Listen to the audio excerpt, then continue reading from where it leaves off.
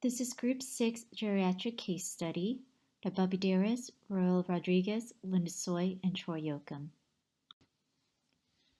History and present illness of our case. An 83-year-old female presents with complaints of pruritic hives 1 day ago on trunk and thighs, accompanied by nausea and lightheadedness. She reported her left eyelid was swollen. Symptoms occurred at rest and lasted for 2 hours. Her previous visit showed that she had swelling on her eyelid, which lasted a bit longer than the bumps on her trunk and thighs. Her lightheadedness represented presyncope. She had many similar episodes in the past 6 months. During one event, she had syncope and was hospitalized. She was diagnosed with orthostatic hypotension. Past medical history includes osteoarthritis, osteoporosis, labyrinthitis, colon cancer stage 2, diagnosed in 2000, newly diagnosis of depression. Her past surgical history includes a hip replacement back in October of 2004. Her family history is unknown, as family history was not reported. Her social history, her family believes that she's emotionally stressed due to moving from her home to a community center. She has no known allergies. Her current medications include Prozac 10 milligrams by mouth daily, Fosamax 70 milligrams by mouth weekly, and daily multivitamins. Her review assistance. Her general appearance, she denies fever. GI, she reports nausea and emesis. Neuro, she reports dizziness, and family reports some memory impairment, but denies headaches. Her skin, she reports psoriatic rash. Cardiac, she denies palpitations and chest pain, and respiratory, she denies dyspnea. On physical exam, her vitals are blood pressure is 150/68, not indicating orthostatic.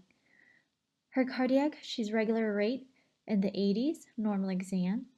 Skin-wise, a patch of erythema on back and trunk beneath bra strap, erythema around the belt line, red papules on lower anterior chest, bruising on shoulders and legs, and the rash seen on the exam is different than the transient rash she had 1 day ago.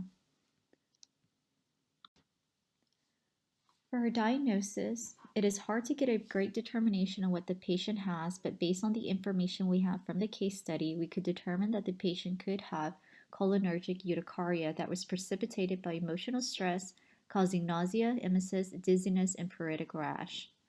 Her first differential diagnosis of laryngeal angioedema needs to be ruled out immediately for risk of mortality.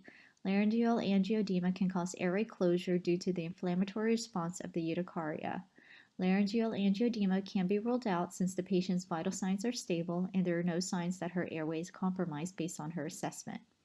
There are no reported dyspnea nor stridor from the physical exam, therefore this is non-emergent. If the patient develops breathing difficulty or signs of acute airway occlusion, then the patient needs immediate intervention. Her second differential diagnosis of urticaria with angioedema and vasculitis, possibly due to adverse drug reaction of fluoxetine. Fluoxetine therapy can be associated with occurrence of rash and allergic reaction, including vasculitis. Her third differential diagnosis is allergic contact dermatitis, as evidenced by the pruritic hives on her trunk and thighs.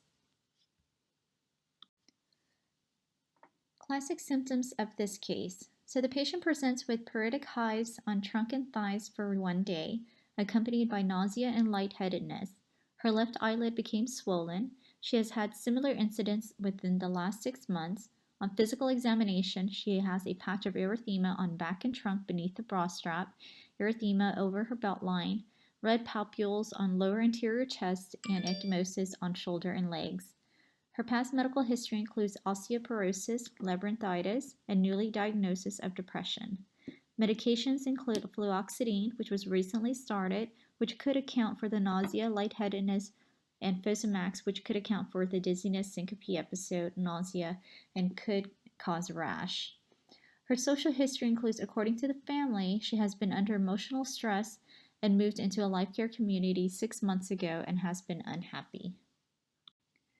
Additional information needed for this patient are lab tests to include thyroid stimulating hormone for possible hyper or hypothyroid, which could also create skin conditions, complete blood count, chemistries, which can determine malignancy, myeloproliferative disease, or iron deficiency and renal disease.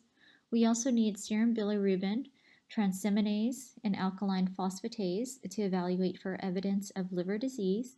A chest x-ray can determine for evidence of adenopathy. Physical and psychosocial complication. Cholinergic urticaria is a cutaneous disease. The skin is always visible, which plays an important role in the treatment plan for the patient's daily life. Physical and psychosocial problems of urticaria affect the patient's quality of life and therapeutic compliance.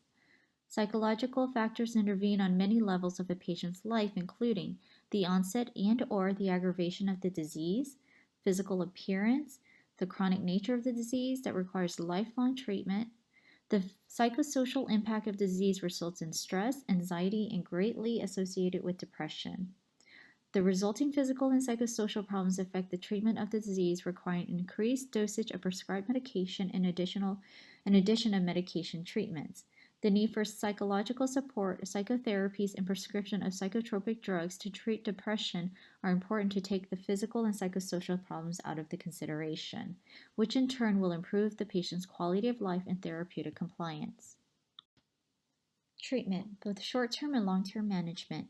Short-term management of cholinergic urticaria would be using the second-generation histamine 1 blocker, loratadine 10 mg by mouth twice daily initially and 10 mg as a maintenance dose.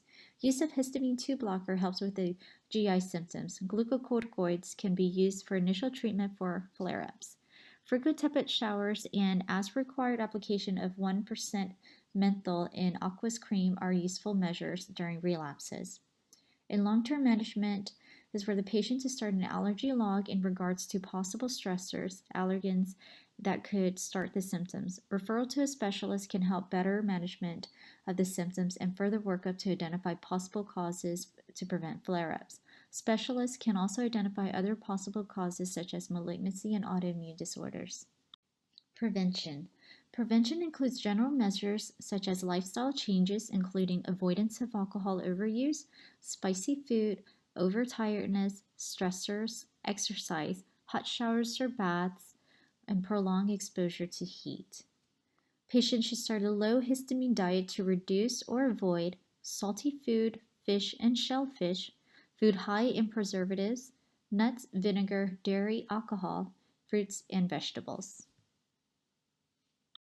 And that concludes our presentation. Thank you from Group 6.